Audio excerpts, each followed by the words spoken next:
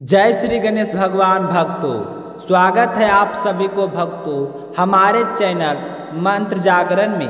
प्यारे भक्तों, आज हम बात करने जा रहे हैं बुधवार गणेश मंत्र के चमत्कार की।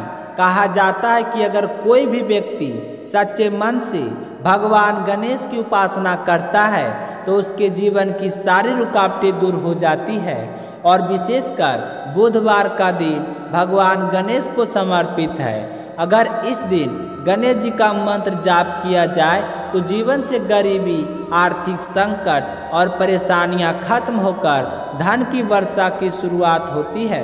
शास्त्रों में गणेश जी को विघ्नहर्ता और सिद्धिदाता कहा गया है। इनकी पूजा के बिना कोई भी शुभ कार्य अधूरा माना जाता है। जब जीवन में काम बनते बनते बिगड़ने लगे, जब पैसों की तंगी हर ओर छाई हो और जब मेहनत का फल ना मिले तो समझ लीजिए कि विघ्नहर्ता गणेश जी की शरण में जाना आवश्यक है। बुधवार का दिन खास तौर पर बुद्धि, धन और सफलता का प्रतीक माना गया है। इस दिन गणपति मंत्र का जाप करने से कर्ज से मुक्ति, धन की प्राप्ति और जीवन में समृद्धि आती है। आइए जानते हैं वो शक्तिशाली मंत्र जिसका जाप बुधवार को करने से अद्भुत चमत्कार देखने को मिलता है। यह छोटा सा मंत्र दिखने में साधारण है, लेकिन इसका प्रभाव अनंत है। कहा जाता है कि इस मंत्र का जाप करने से गणेश जी तुरंत प्रसन्न होते हैं और अपने भक्तों पर धन, सुख और समृद्धि का वर्षा करते हैं। आपको बता दें भक्तों, यदि घर में सदैव पैसों की तंगी बनी रहती है तो यह मंत्र अद्भुत असर करता है। धीरे धीरे धन की कमी दूर हो जाती है। बहुत से लोग मेहनत करते हैं, मेहनत करने के बाद भी कर्ज से दबे रहते हैं। बुधवार को इस मंत्र का जाप करने से कर्ज धीरे धीरे खत्म होने लगता है।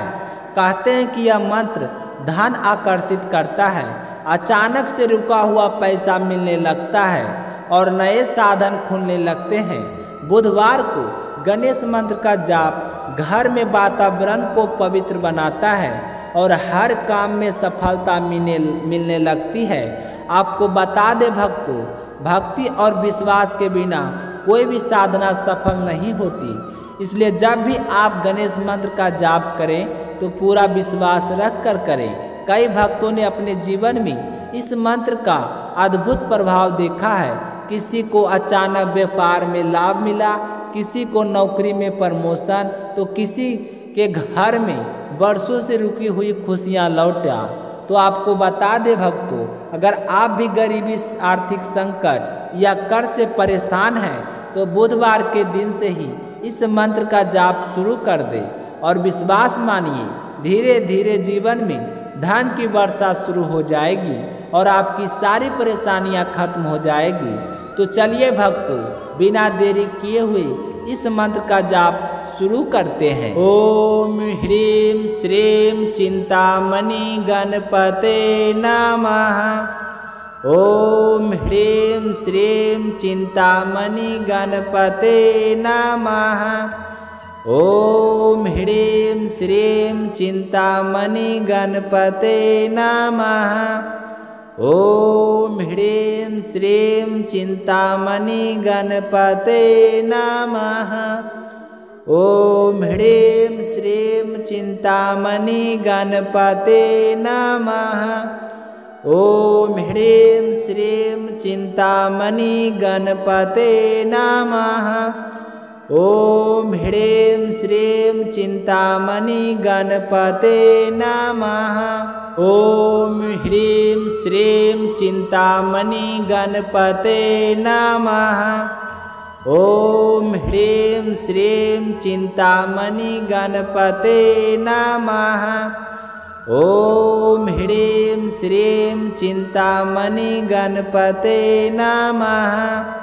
ओम ह्रीं श्रीं चिंतामणि गणपते नमः। ओम ह्रीं श्रीं चिंतामणि गणपते नमः। ओम ह्रीं श्रीं चिंतामणि गणपते नमः।